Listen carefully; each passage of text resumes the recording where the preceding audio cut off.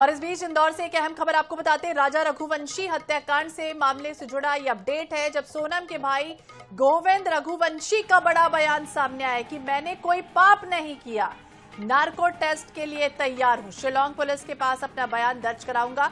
गोविंद ने कहा है राजा के भाइयों ने की है सोनम के परिवार की नार्को टेस्ट की मांग। मेघालय पुलिस ने गोविंद को तलब भी किया। यह अहम खबर लगातार एक के बाद एक कई अपडेट अब तक सोनम रघुवंशी केस में सामने आ चुके हैं।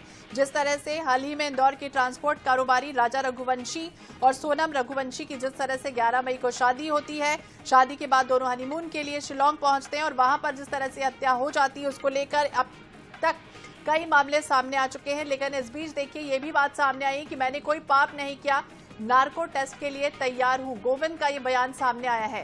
ये सोनम कब आए गोविंद, जब उनके परिजनों ने यानी कि राजा रघुवंशी के परिजनों ने ये कहा कि सोनम के ही परिवार वालों से पूछताछ होनी चाहिए और बाकायदा उनका नार्को टेस्ट भी होना चाहिए। और अब ये बात सामने आई। देखिए एक के बाद एक कई वीडियो अब तक सामने भी इस पूरे मामले को लेकर आ चुके हैं। कब बुलाया? हाँ, मगर मेरे को 3-4 दिनों में जाना पड़ेगा।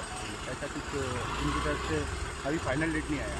मुझे जाना है, एक जो भी उनका नॉर्मल पूछताछ जो भी होती है उसके लिए मुझे जाना है। आपकी तरफ तो अभी 3-4 दिन हो गए हैं। 3-4 दिन पहले फ़ोन आया था कि गोविंद जी आपको शिलांग आना रहेगा, मगर फैमिली थोड़ी डिस्टर्ब थी तो मैंने उनसे थोड़ा समय मांगा तो उन्होंने बोला ठीक है आप थोड़ा सा मतलब जल्दी आइएगा, मगर आ जाइएगा।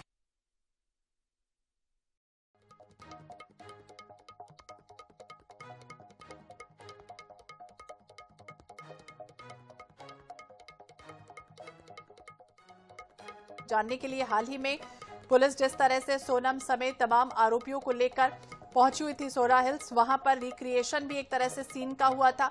और 2 जून को जिस तरह से राजा रघुवंशी की डेड बॉडी मिलती है, मेघालय पुलिस ने जिम्मा एसआईटी को इसके बाद सौंप दिया था। ग्राफिक्स के माध्यम से समझिए और किस तरह से जांच आगे बढ़ती हुई नजर आई। ज्यादा जानकारी के लिए बात करेंगे, महेश मिश्रा हमारे सहयोगी हमारे साथ जुड़ गया। महेश, देखिए लगातार हम देख रहे हैं इसमें कई अपडेट अब तक सामने आ चुके हैं, कई खुलासे सामने आ रहे हैं। एक तरफ नरबली का भी एंगल सामने आया और अब दूसरी तरफ नार्को टेस्ट की बात भी सामने आ रही है। क्या कुछ कह रहे हैं परिजन राजा के?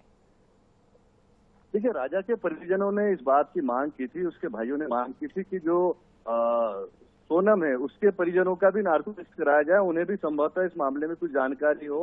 और नरबली की भी उन्होंने आशंका जाहिर की थी, जिस तरीके से कि राजा के परिवार का मानना है कि जो सोनम का परिवार है वो तंत्र मंत्र में विश्वास रखता है, तो संभवतः कहीं उनके भाई की नरबली ना दी गई है। तो इस बात को लेकर आज जो है गोविंद, जो कि सोनम के भाई हैं, वो सामने आए हैं और उन्होंने कहा है कि वो किसी भी तरीके के नार्को टेस्ट या कोई भी इस तरह का टेस्ट है उसके लिए वो तैयार है।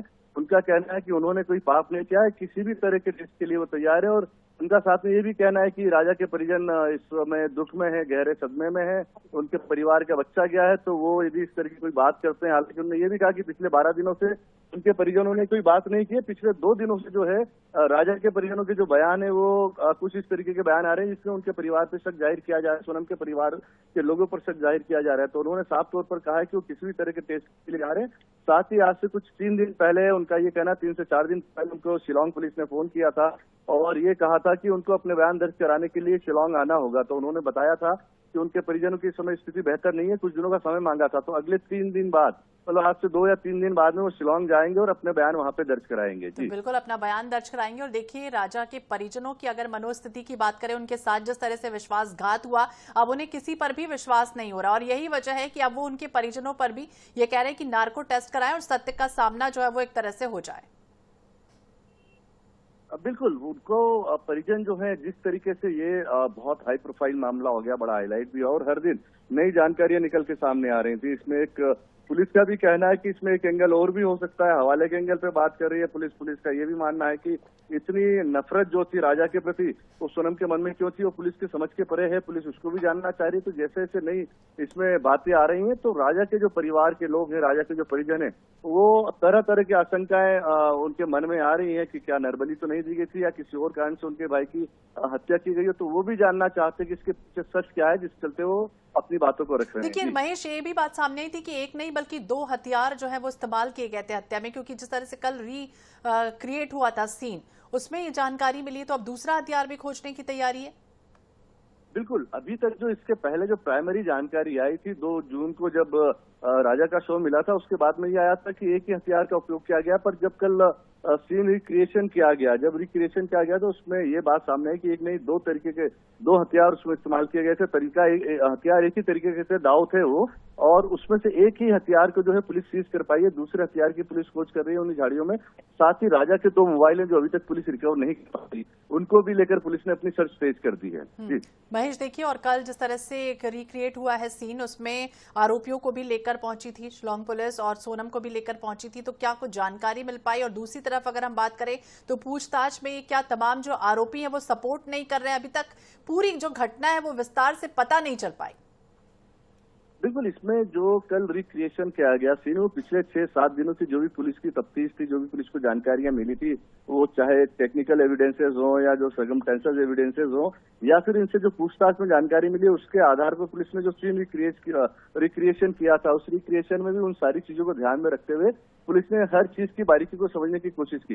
रही बात इसमें जो जांच हो रही है, जो पूछताछ हो रही है, उसमें जो चारों आरोपी हैं, जिसमें राज कुशवाहा है और बाकी जो अन्य आरोपी हैं आकाश और अजय और विक्की, ये तो अपनी हत्या में शामिल होने की सारी बातों को मान रहे हैं और सारी बातों का जो है पुलिस को जवाब भी दे रहे हैं। जो सवाल किए जा रहे हैं, पर जो सोनम है वो सिर्फ रटेड राय जवाब दे रही है। बिल्कुल, देखिए, और वो बेहद शातिर भी नजर आ रही है महेश, क्योंकि लगातार हमने देखा है कि कई तरह की स्थितियां बनी और ये भी कहा गया कि पहले 2 बार कोशिश की गई थी उसे मारने की, लेकिन वो असफल रहे, उसके बाद तीसरी बार ये प्लान सक्सेस हो गया।